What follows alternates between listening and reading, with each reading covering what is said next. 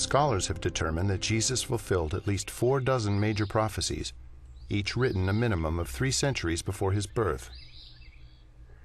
Their content ranged from specific details about his life to the symbolic implications of his death.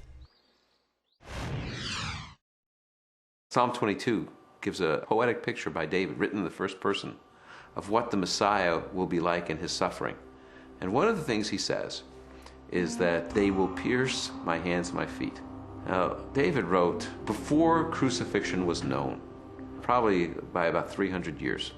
So Isaiah 53 says he was pierced through. It gives us the reason for his death. He was pierced through for our iniquities. So there's a purpose. He dies not just because he's a martyr, but because he's a substitution for sin.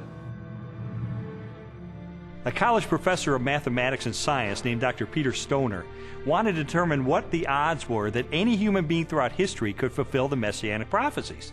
So he had his students come up with very conservative estimates of the likelihood of any human being fulfilling certain of these predictions. And then they just ran the numbers. And what they determined is that the odds of any human being fulfilling 48 of these ancient prophecies would be 1 chance in a trillion.